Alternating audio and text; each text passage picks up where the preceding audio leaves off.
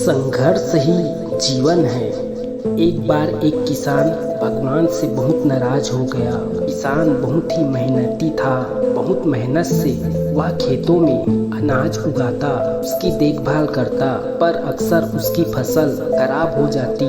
कभी सूखा पड़ जाता, कभी बाढ़ के पानी में बह जाता, फिर तेज धूप में कभी आंधी, कोई न कोई कारण बन ही जाता। इसी वजह से उसकी फसल खराब हो जाती थी। एक दिन वह किसान गुस्से में आसमान की ओर देखकर भगवान से कहा, हे ईश्वर, आपको लोग सर्वज्ञाता मानते हैं कि आप सब जानते हैं। कहते हैं कि आपकी इच्छा के बिना एक पत्ता भी नहीं हिलता, पर मुझे तो लगता है कि आप छोटी से छोटी बात भी नहीं जानते। आपको तो ये भी नहीं पता कि खेती बाड़ी कैसे करते हैं। अगर आप जानते होते तो हर समय जो बाढ़, आंधी और तूफान आते हैं वो कभी नहीं आते। आप नहीं जानते कि कितना नुकसान उठाना पड़ता है हम किसानों को। यदि आप मेरे हाथ में यह शक्ति दे दे कि मैं जैसा मैं चाहूँ वैसा मैं मौसम कर दूँ, फिर आप देखना मैं अन्न के कैसे भंडार लगा दूंगा। भगवान इस किसान के शब्द को सुनकर मुस्कुरा रहे थे और वह किसान के सामने प्रकट होकर बोले, मैं आज से तुझे यह शक्ति देता हूँ। तुम अपने खेतों पर हमारी इच्छा के अनुसार वैसा मौसम कर दोगे। मैं बिल्कुल भी दखल नहीं दूंगा। तुम्हारी इच्छा से सब कुछ होगा। किसान बहुत खुश हो गया।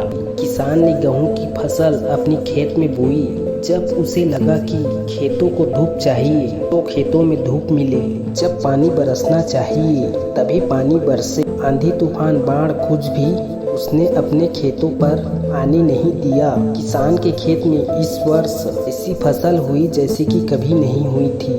हरी भरी लहलाती फसल। मन ही मन बहुत खुश हो गया किसान और सोचने लगा, अब सबूत के साथ दिखाऊंगा भगवान को कि इसे कहते हैं शक्ति का सही उपयोग करना। मेरी सफलता देखकर उन्हें अपने नियम जरूर बदलनी पड़ेगी। उस दिन गुजरे, फसल काटने को तैयार हो गया। किसान बहुत उत्सुकता के साथ फसल को काटने लगा, पर जैसे ही उसकी नज़र गेहूं की बालियों पर गया तो उसने अपना सिर पीट लिया और वह रोने और चिल्लाने लगा। गेहूं की एक भी बाली के अंदर गेहूं का दाना नहीं था। सारी बालियां अंदर से खाली थी। किसान बहुत दुखी हो गया। उसने भगवान को रोते हुए फिर पुकारा, हे प्रभु, तुमने मेरे साथ क्या किया है? क्या तुमने मुझे कोई सजा दी है? भगवान बोले, पुत्र, ये तो होना ही था। तुमने पौधे को संघर्ष करने का मौका ही कहाँ दिया। ना तो तुमने उन्हें आंधियों से बूझने दिया, न तेज बारिश से सहने दिया और ना ही धूप में तपने दिया। एक भी चुनौती का सामना तुमने उन्हें करने नहीं दिया। इसलिए सारे पौधे के अंदर से खोखला रह गया। जब आंधी और तूफान और तेज बारिश और धूप पड़ती है तो ये पौधा अपने अस्तित्व को बचाने के लिए संघर्ष करते हैं और इसी संघर्ष से एक बाल पैदा होता है जिसमें शक्ति होती है और ऊर्जा होती है। और यही ऊर्जा उड़ती तेरे गेहूं के दानों की तरह जो नहीं फूटी। तूने उन्हें कठिन परिस्थितियों से गुजरने ही नहीं दिया जहां उनके अस्तित्व का जन्म होता है। सारे बालियां इसलिए खाली है, इसमें एक भी गेहूं का दाना इसीलिए नहीं है क्योंकि तुमने अपने पौधों को संघर्ष कराया ही नहीं। याद रखिए, स्वर्ण में स्वर्णीय भात तभी आती है जब वह आग में तपने और गलने और हथौड़ों से पीटने जैसे संघर्षों से गुजरता है। कोयले का टुकड़ा हीरा तभी बनता है जब वह उच्च ताप की मुश्किल परिस्थितियों से गुजरता है। इसी तरह यदि हमारी जिंदगी में कोई संघर्ष ही ना हो, चुनौती ही ना हो,